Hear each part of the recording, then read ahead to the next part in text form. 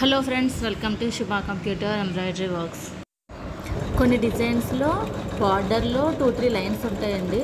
అవి ఒకదాని తర్వాత ఒకటి స్టిచ్ చేసేస్తే ఓకే, పర్వాలేదు, బాగానే వస్తాయి. అలా కాకుండా కొన్ని డిజైన్స్లో బార్డర్లో 2 లైన్స్ ఉన్నాయనుకోండి. ఫస్ట్ లైన్ ఏమో డిజైన్ ఫస్ట్లో స్టిచ్ చేసి, సెకండ్ లైన్ ఏమో డిజైన్ ఎండింగ్లో స్టిచ్ చేసింది అనుకోండి. అప్పుడు ఈ మధ్యలో కొంచెం ఫ్రేమ్ కదిలినా ఏమవుతుందంటే ఒక లైన్ మీదకి ఒక లైన్ ఎక్కేస్తూ ఉంటుందన్నమాట.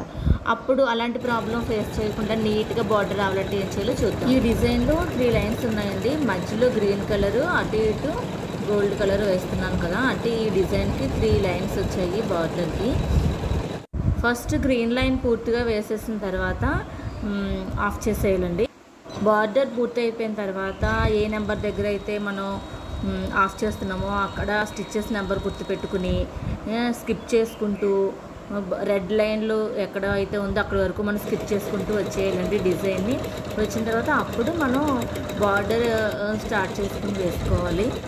ఇలా మనం ఫస్ట్ బార్డర్లోని లైన్స్ అన్నీ కంప్లీట్ చేసేసుకున్న తర్వాత అప్పుడు మనం డిజైన్ వేసుకుంటే బార్డర్ చాలా నీట్గా అందంగా వస్తుందండి. అయితే ఇక్కడ గుర్తుపెట్టుకోవాల్సిన ముఖ్యమైన విషయం ఏంటంటే, మనం ఎక్కడైతే స్కిప్ చేస్తున్నామో అక్కడ నెంబర్ గుర్తుపెట్టుకోవాలి, రాసుకోవాలి పేపర్ మీద.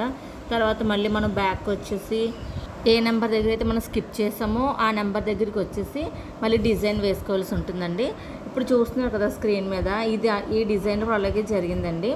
అంటే బార్డర్లో ఫస్ట్ బార్డర్ వేసేసిన తర్వాత బిగ్ ఫ్లవర్స్ వచ్చాయి కదా, ఫ్లవర్స్ అన్నీ కుట్టేసిన తర్వాత లాస్ట్కి వచ్చేసరికి అప్పుడు బార్డర్ మీద అవుట్లైన్స్ వచ్చాయన్నమాట. అదేమవుతుందంటే ఈ బ్లౌజ్లో ఈ బార్డర్ తర్వాత చేసే ఆ డిజైన్కి ఎక్కువ టైం పడుతుంది అనమాట అండి, చాలా ఎక్కువ టైం పడుతుంది. ఇదంతా అయ్యేసరికి ఫ్రేమ్ కొంచెం ఇంత లేదన్నా కొంచెం ఫ్రేమ్ కదిలిపోతుంది. అప్పుడు ఏమవుతుందంటే బార్డర్ మీద అవుట్లైన్ అనేది కరెక్ట్గా రాదనమాట. అందుకే మనం ఏం చేయాలంటే ఫస్ట్ బార్డర్ వేసేసుకోవాలి. బార్డర్లో ఎన్ని కలర్స్ ఉన్నాయో అవన్నీ కూడా చూసుకుని కలర్స్ అన్నీ స్కిప్ చేసుకుంటూ వెళ్ళి ఫస్ట్ బార్డర్ కంప్లీట్గా వేసేసుకోవాలండి.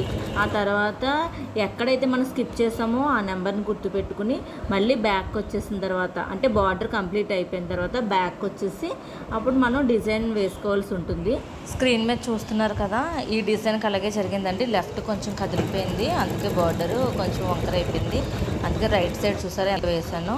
అంటే ఫస్ట్ బార్డర్లో లైన్స్ అన్ని కంప్లీట్గా వేసేసుకున్న తర్వాత అప్పుడు మనం డిజైన్ స్టిచ్ చేసుకుంటే చాలా నీట్గా అందంగా వస్తుందండి.